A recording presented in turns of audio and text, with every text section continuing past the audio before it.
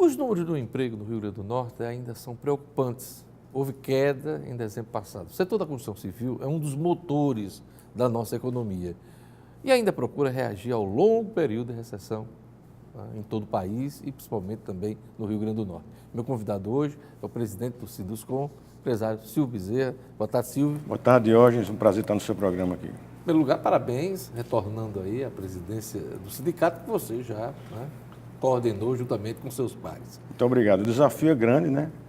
A gente vai encarar aí uma crise como jamais se encarou hoje. Aliados aí também ao fim do imposto sindical, não obrigatório, né? O Sinduscom precisa se reinventar e a gente está aqui para colaborar com isso, com os demais companheiros.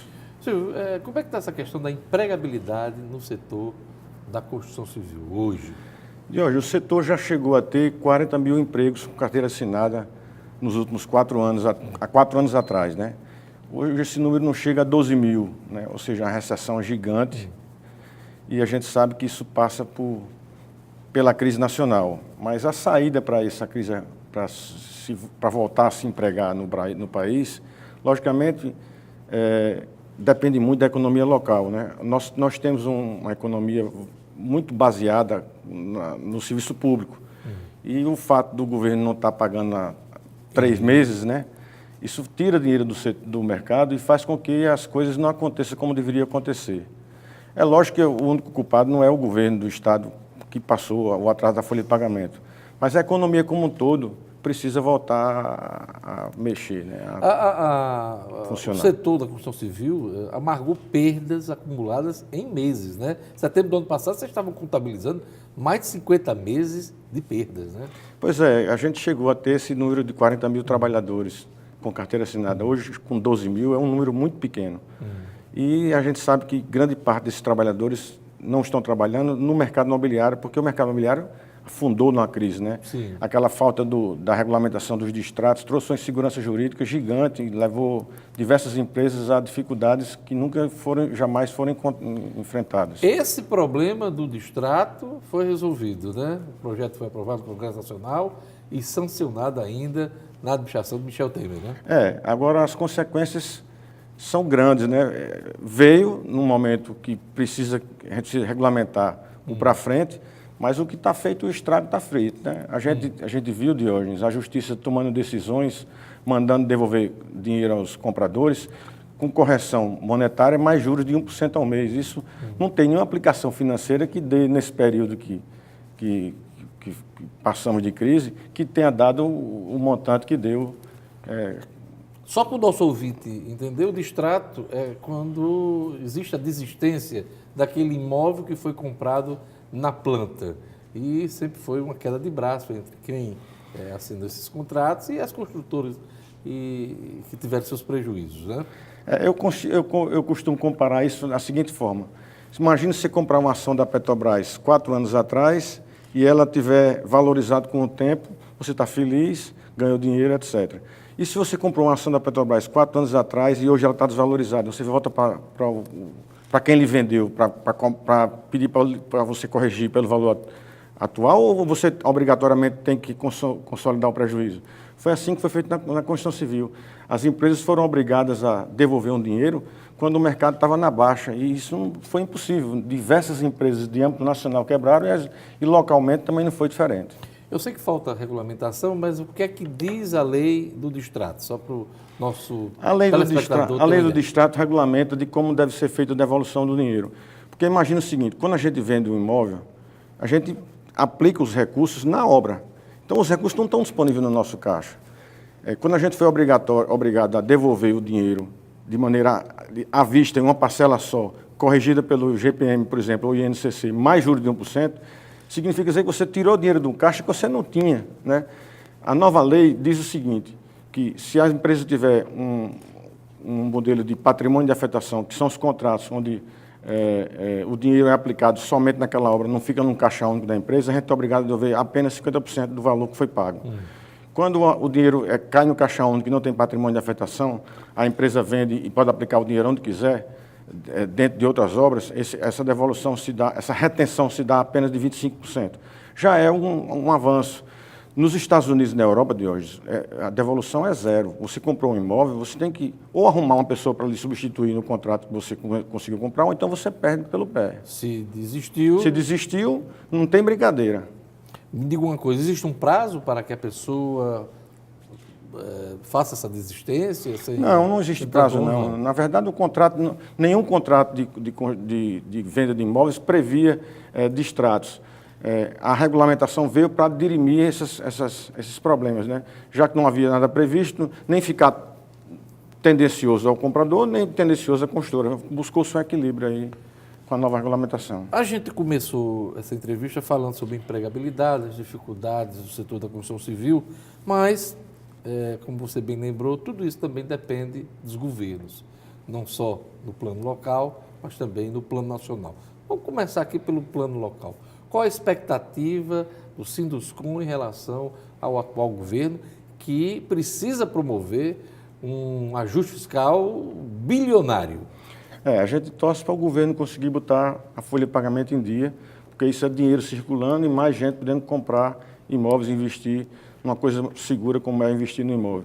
Mas a gente sabe também que é importante que o governo dê celeridade nos licenciamentos ambientais do IDEMA, como o governo anterior vinha dando, de modo a estimular que o empresariado local consiga empreender de forma forte, né?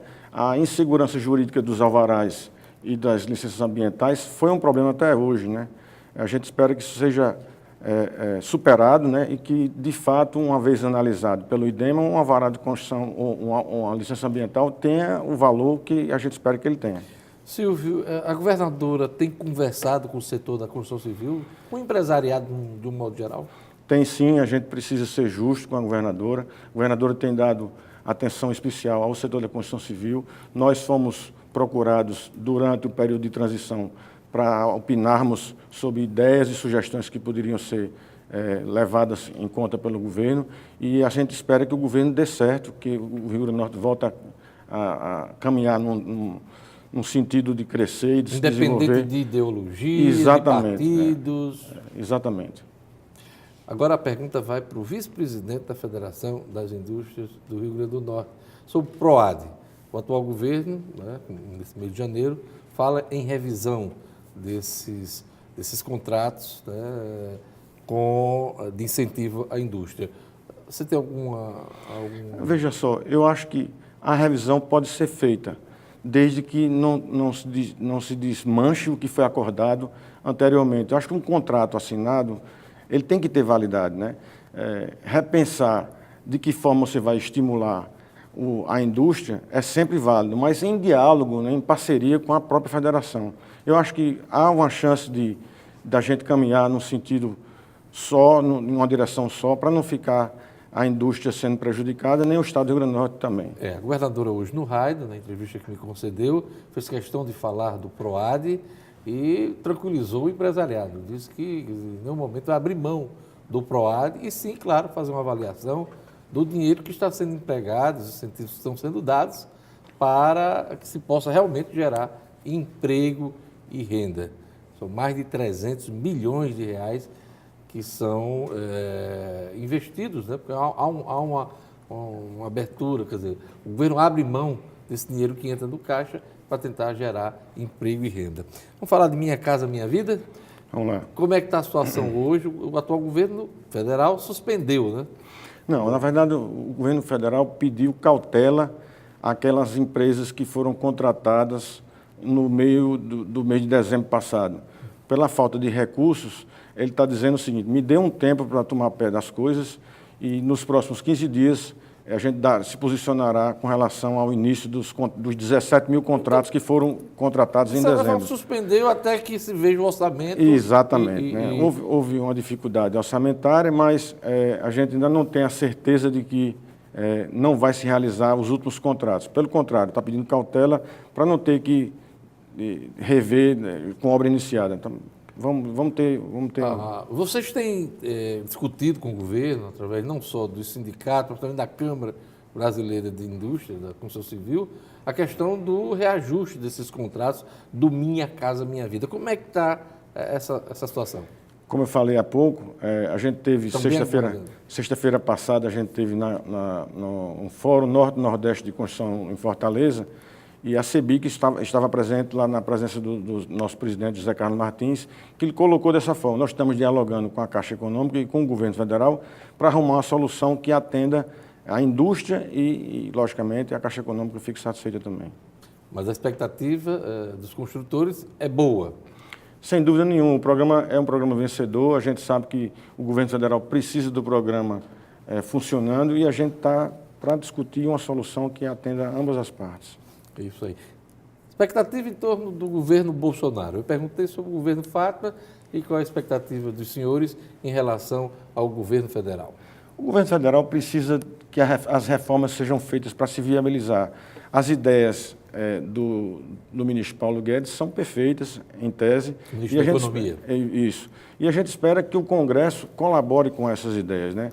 Uma vez a reforma da Previdência, que é o grande carro-chefe do governo federal, passando... Está sugando muito dinheiro público hoje em dia, né? A reforma da Previdência passando, as outras virão logo depois e o humor do mercado mudará completamente. Então, a gente tem uma expectativa que o governo consiga vencer esses obstáculos e que a gente possa ter vida normal, né? Vida normal é poder trabalhar sem maiores problemas, sem percalços, né, na economia. E reforma tributária sai? Porque é um sonho de uma noite de verão, né? A reforma tributária que está sendo prometida aí, para a gente é a melhor do mundo. Você falar em baixar imposto, Diógenes, eu nunca ouvi falar nisso, né? O cara falou que a carga tributária ele quer levar para um patamar de 15% dos impostos de pessoas jurídicas, né? Que hoje se encontra em torno de 34%, reduzir para 15%. É um sonho que a gente precisa... Está soando como música, né? Que a gente precisa ver, o governo fazer acontecer, né? Isso mesmo? É isso aí. Eu queria agradecer a presença do presidente do Sinduscom, o sindicato da Construção Civil aqui do Rio Grande do Norte, o empresário Silvio Bezerra, e novamente desejar boa sorte aí, porque com certeza na sua agenda tem muitos desafios aí nessa relação, não só com o mercado, mas também, claro, com os Eu agradeço a oportunidade e vamos voltar aqui para falar mais vezes sobre, por exemplo, a revisão do plano diretor que está vindo aí, que vai ser importantíssimo para... Engraçado, tem um minutinho ainda para a gente tratar disso. Isso está na agenda do Legislativo Municipal. Como é que vocês vão encarar essa questão?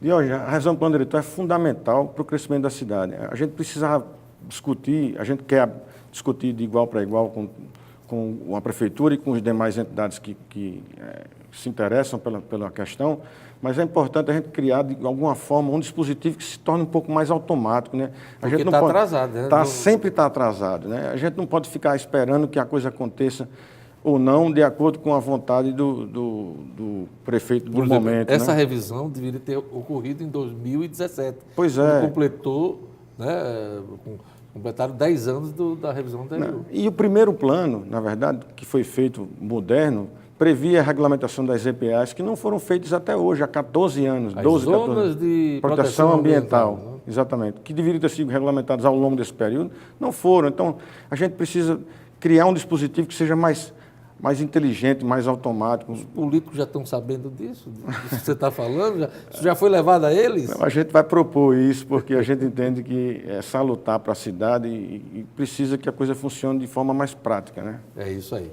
Essa gestão, aliás, essa discussão vai ganhar corpo durante todo esse ano e já está na agenda não só da Câmara Municipal, mas também do prefeito Álvaro Dias. O prefeito manifestou o seu desejo de fazer a revisão do plano diretor rápido. Isso a gente está para contribuir, para colaborar com ideias e sugestões. Obrigado, Silvio Bezerra, por sua presença aqui no RN Acontece. Eu que agradeço a oportunidade.